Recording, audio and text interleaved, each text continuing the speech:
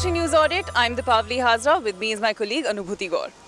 Today we are going to analyze the issue of deepfakes. Now, deepfake is a trend that has been emerging, and it can be sinister. And now it's finally entered Indian elections, though not in an extremely harmful way. But then let's take you through what has happened. The BJP Delhi president, Manoj Tiwari, before the Delhi elections, a video of him was being circulated on social media and initially only on BJP internal groups, and then it reached out to voters also, in which he can be seen appealing to voters in Haryanvi. Now, Haryanvi happens to be a language Manoj Tiwari neither knows and nor speaks. Yeah. Now, how was he made to speak Haryanvi? So there's a tech for that, and it's called a deep learning technology. In short, it's known as deepfake.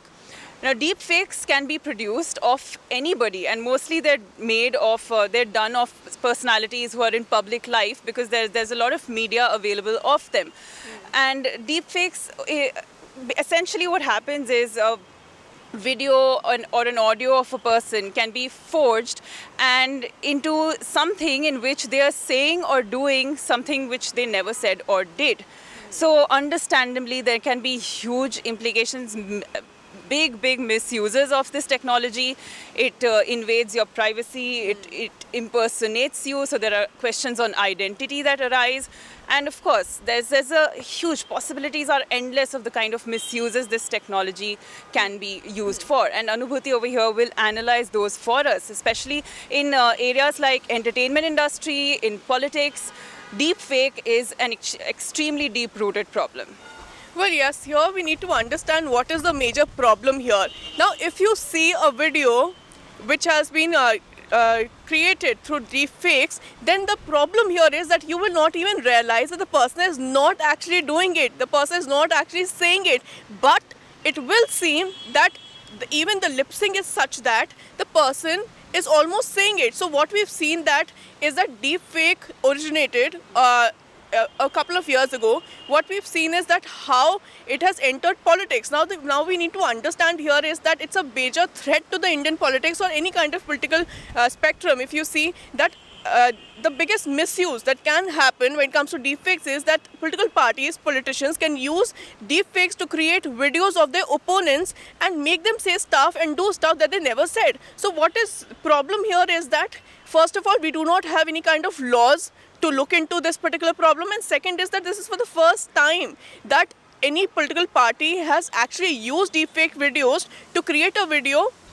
Though we've seen that what Manoj Tiwari has done is, there's nothing problematic with it, but it is a political tool that now has emerged, and now an idea could be given to other parties that they can do similar things in different elections as well. Now we need to understand here is that previously deepfake video was used where Obama said some words for Trump, but it later emerged that he never really in person said those words. So what we need to understand here is that there is no technology to actually be certain of that this particular video is deepfake unless and until you make the video go through certain number of checks. So what we need to understand is, at a time when it's very sensitive that any kind of the content just goes viral on the social media. So if these kind of videos, they go viral during the election period or even on different occasions, it will be very difficult to make the general public understand that this particular video is fake. So absolutely. Yeah. So that is the major problem that is there. And also we need to understand that as the states like Texas and California, they have actually enacted laws which says that it is illegal to use deepfake videos for political campaigning. So here in India, we need that the Election Commission also should look into this matter if this becomes a grave issue later. But what we need to understand is this is a major threat to Indian politics, that this is a political tool that can be misused and misinformation can be spread.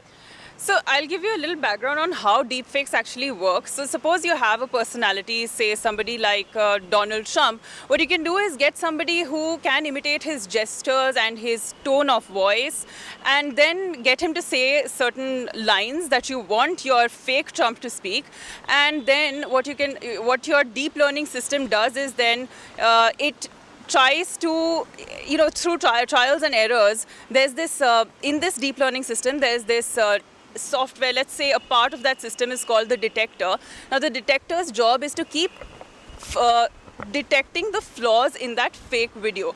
Now, after multiple times, the detector gets really good at correcting detecting the flaws, and then the machine self-corrects those flaws so that by the end product, what you have is an extremely authentic authentic fake video of that person, and it's getting increasingly hard to detect which is a fake one and which is authentic. Actually, Deepavali, that is a major issue. Like, I even want our viewers to understand that at this particular time, we already have so many fake videos circulating that we already are in a doubt when we see a particular video. We try to question whether this is true or fake. But if you see a deep fake video, it will be extremely difficult for the viewer to understand that this person is actually not saying, because the words are syncing with your lips. There's proper lip syncing, and also the gestures, the facial expressions are such that it will seem to the viewers that yes, this particular video is kind of original only. And also, because of the deepfake menace, what if it emerges, the biggest problem will be that every single video that a voter or any general public will see, they will question whether this is true or not. Yes.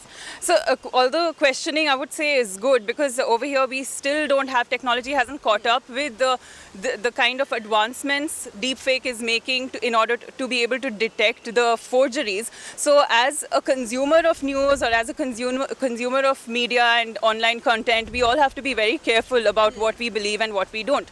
Now, also another side of this deepfake entire debate is that potentially even authentic videos can be challenged by people saying that they are fake. So, it works both sides. It's getting increasingly difficult to say this is authentic or this is fake. So people actually doing wrong things might even get away. But however, at the end of the day, since we are, primary consumers of media, we should question everything we receive. Also, one point like I would like to make is that if you see the data, then according to one of the data, last year there were around 15,000 deepfake videos, and 96% of them were in pornography. So we need to understand that it is a prevalent thing in pornography. Till now, for political campaigning, it is not used. But in this scenario, what we've seen, that this kind of video that is emerging now, we need to rise and wake up at this point of time and understand that this could be a potential threat in the elections as well, in the entire political spectrum as well.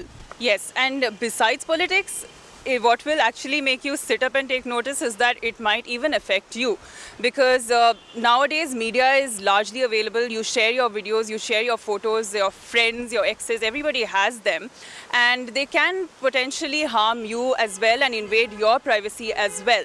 For now, celebrities, media content is more easily available, so people with no other work, what they do is sometimes superimpose a celebrity's face on a porn artist's face, and then have them on websites without the celebrity's consent. But this might someday affect common people like you and me as well, because the software that makes deepfakes is extremely easily available. So that was our episode on News Audit on deepfakes. Let us know what you think in the comments below. Like and share, and do subscribe.